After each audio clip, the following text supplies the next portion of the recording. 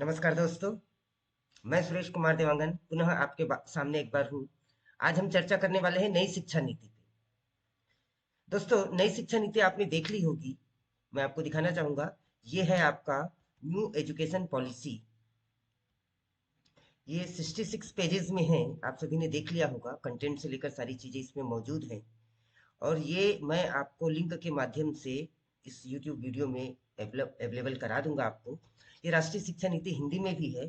आप यदि हिंदी में कंफर्टेबल हैं तो हिंदी में पढ़ सकते हैं, अंग्रेजी में कंफर्टेबल हैं तो अंग्रेजी में पढ़ सकते हैं। तो ये 66 पेजेस में दिए हुए हैं। इसी को अध्ययन करके मैंने कुछ एमसीक्यूज तैयार किए हैं आपके लिए। इन एमसीक्यूज को पढ़ने के बाद मैं दावे से कह सकता हूँ कि आपको इसका पूरा जिस्ट, सारांश मिलने वाला है। तो चलिए दोस्तों, शुरू करते हैं। पहला प्रश्न है, नई शिक्षा नीति किसने तैयार की है? सभी को पता है, कस्तूरी रंजन समिति ने इसे तैयार किया है। तो इसका उत्तर है कस्तूरी रंजन समिति। नई शिक्षा नीति 2020 के अध्यक्ष कौन है? जाहिर सी बात है, कस्तूरी रंजन, डॉक्टर कस्तूरी रंजन, पद्म विभूषण डॉक्टर कस्तूरी रंजन इनके अध्यक्ष थे। तो ये दो प्रश्न हो गए आपके। दोनों प्रश्न प्रोमिनेंट हैं।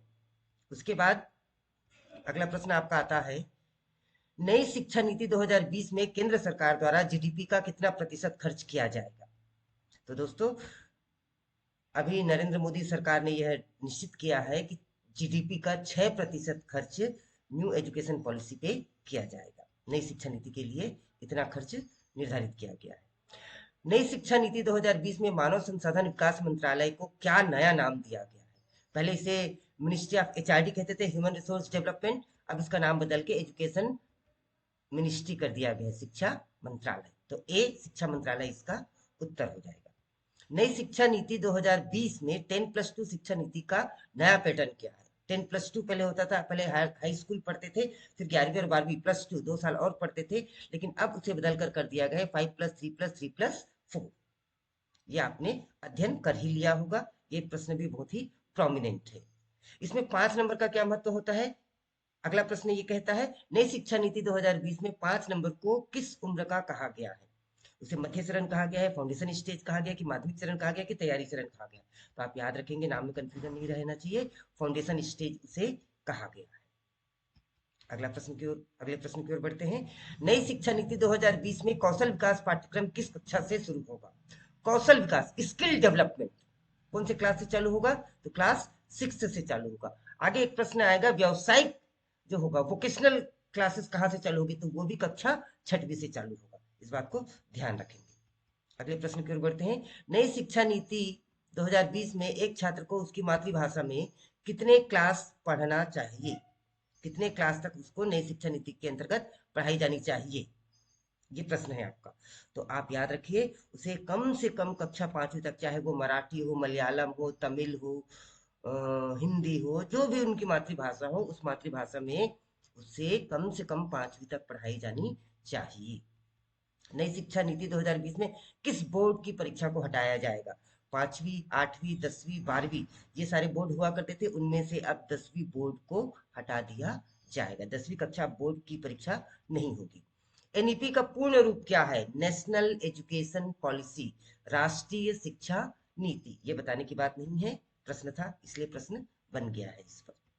एनईपी का गठन कब हुआ था? एनईपी, नेशनल एजुकेशन पॉलिसी का गठन कब हुआ था? तो दोस्तों, इसका गठन हुआ था 1986 में। इसे आप याद रखेंगे। और उसके 34 वर्ष बाद इसमें आज सुधार हो रहा है 2020 में। हाल ही में एनईपी में कब सुधार किया गया? तो जाहिर सी बात है, सन 2020 में इसमें सुधार किया गया, तभी हमने इसको नई शिक्षा नीति का नाम दिया है। भारत में कितने वर्षों बाद नई शिक्षा नीति लागू की जा रही है? अभी अभी मैंने बताया आपको, 1986 में इसे लागू किया गया था, और उसके 34 वर्ष बाद आज 1920 में इसमें सुधार हो रहा है। अगले प्रश्न की ओर आगे बढ़ते हैं। भारत में नई शिक्षा नीति को कितने साल हुए? तो देखिए, सबसे पहले 1968 में ये पॉलिसी आई थी, फिर 1986 में इसे सुधार किया गया, और अब 1920 में इसमें सुधार किया जा रहा है। तो इसका उत्तर हो जाएगा उपरोक्त सभी।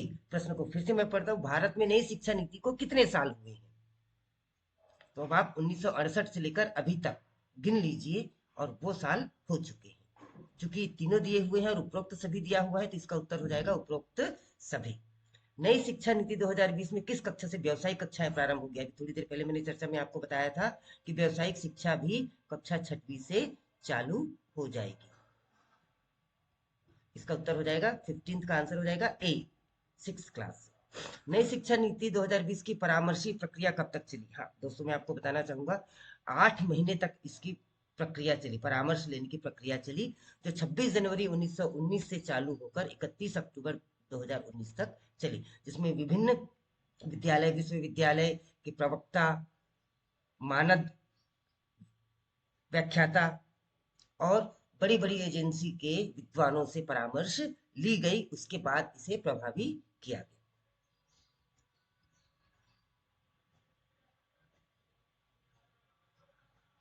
नई शिक्षा नीति के अनुसार अब पीएचडी करने के लिए क्या आवश्यक है? जैसे कि आपको पता है, पहले हमें मास्टर डिग्री चाहिए थी, मास्टर डिग्री के बाद नेट स्लेट की परीक्षा देते थे आप, एमफिल करते थे, उसके बाद पीएचडी करते थे। लेकिन अब नई शिक्षा नीति के अनुसार 4 वर्ष की डिग्री पाठ्यक्रम पढ़ लेने के बाद आप पीएचडी करने के लिए योग्य हो जाते हैं। यहाँ पे बीए लिखा हुआ है, इसका मतलब केवल बीए वाले ही पात्र हैं ऐसा नहीं है। 4 वर्षीय डिग्री लेने के बाद में आप पीएचडी के लिए पात्र हो जाते हैं। एजुकेशन शब्द किस शब्द से बने? कौन सी भाषा के शब्द से एजुकेशन शब्द को लिया गया है? तो दोस्तों याद रखेंगे, इसे लेटिन भाषा के शब्द से लिया गया है। Latin, education basically Latin word है। व्यवसायिक क्षेत्र में कितने वर्षों के अध्ययन के बाद डिप्लोमा प्रदान किया जाएगा? तो 2 वर्ष का अध्ययन कर लेने के बाद में आपको डिप्लोमा प्रदान कर दिया जाएगा। राष्ट्रीय मूल्यांकन केंद्र किसके लिए बनाया जाएगा? अंतिम प्रश्न आज का, वो संक्षिप्त वीडियो है और हम इसी प्रकार से 20-20 प्रश्न डिस्कस करते रहेंगे विभिन्न टॉपिक पे। तो अंतिम प्रश्न देखते हैं, राष्ट्रीय मूल्यांकन केंद्र किसके लिए बनाया जाएगा? शिक्षकों के लिए।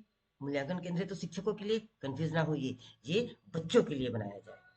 मूल्यांकन केंद्र बच्चों के लिए बनाया जाएगा। तो मित्रों, ये था एनईपी पे 20 प्रश्न। उम्मीद है आपको ये वीडियो पसंद आएगा।